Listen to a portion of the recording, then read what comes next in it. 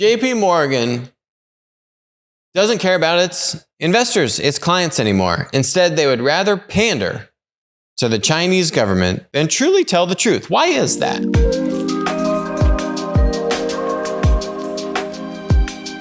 JP Morgan had to do an about face and edit some of their research reports where they had labeled stocks with a lot of Chinese exposure as uninvestable. They said, it's actually an error. We didn't actually mean to use the word uninvestable because they are investable, but we're just really bad investment targets. They used the word to describe these Chinese internet stocks, and instead of using the word uninvestable, they either clipped it entirely or replaced it with this word called unattractive. Why would JP Morgan ever do such a thing? Oh, that's right.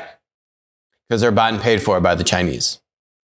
That's the unfortunate state of today's kind of global elite. These are large US companies have so much money from the Chinese and other kind of soft power, which we've talked about on the show. The reason they didn't use the word uninvestable, because it is the right word, if they truly had JP Morgan's customers' interests in mind, which are their investors, right? Their clients that are taking their advice on where to put their money. If they truly had their best interests in mind, they would have kept the word uninvestable in their reports. But they don't, because they got a bunch of Chinese money sitting in their coffers. And China got really pissed at them and is really pissed even now, right? So JP Morgan, like they still did what China told them to do, which was not use the word.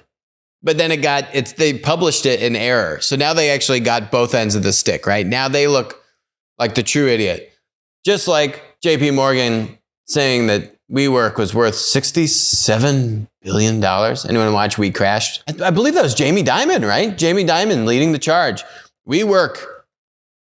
Adam, you are worth $67 billion. What is WeWork's valuation today? $4.8 billion. So I guess it begs the question, does JP Morgan really have its clients, its investors' best interests in mind? Doesn't seem like it, right? They wanted the fees from the WeWork deal.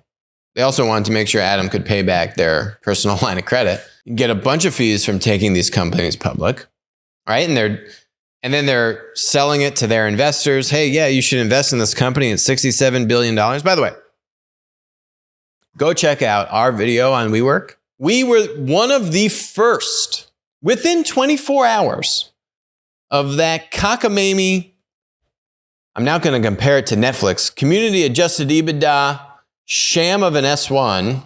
Here was. WeWork is doing $1.7 billion in revenue, and they're spending like $1.5, $1.6 billion just on the leases. Anytime you hear anything kooky that is skewing EBITDA, run for the hills, baby. You know who else is skewing EBITDA?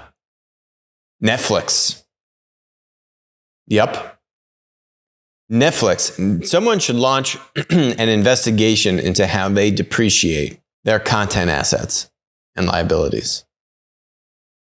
That's some community adjusted operating income if I've ever seen it. It's like an Adam Newman special over there. And now they're at it again. Oh, yeah, these Chinese stocks are they're not uninvestable, they're just unattractive.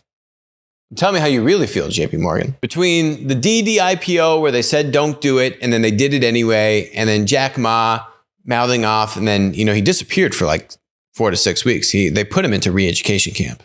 Like richest guy in China. They put him into a camp, 100%. You don't just disappear. Richest guy in China, boom, gone. Where do you think he went? Didi IPO, $15, is now at $1.50. It has lost 90% of its value. In less than a year, mind you. This was July 2nd, 2021, right? Right around July 4th weekend, remember that? And then the Chinese government banned their app from the app stores, launched all these investigations into them. It closed on its first day of trading at $67.8 billion. Currently worth $7 billion.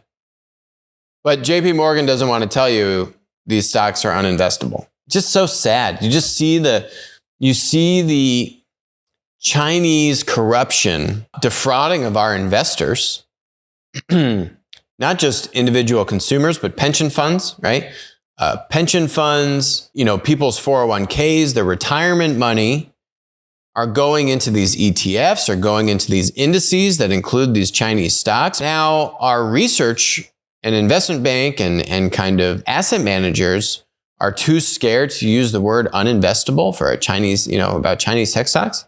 Still, to this day, despite all of this treachery, despite all of this corruption, clearly coming out of China and this thing called communism, yet still we bend the knee. It's just unfathomable. Our citizenry is smarter than this. They understand what's going on.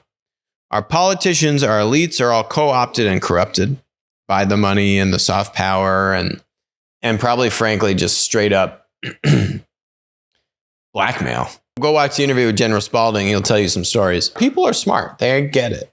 And a lot of other people around the world too, by the way, who understand how bad communism is, who understand how corrupt it is, how many people it's killed, and how much poverty it's caused. So, that's to me what keeps me optimistic at the end of the day is just the American people. But yeah, our leadership, whether in these big corporates, big government, yeah, they are not the chosen ones. If you want to see more videos about the just straight up shenanigans that these Chinese public companies listed in the US are pulling, go watch our videos on like Luckin Coffee, just straight up fraud committed by these Chinese companies. Over the past year, we've got some really good videos covering that stuff.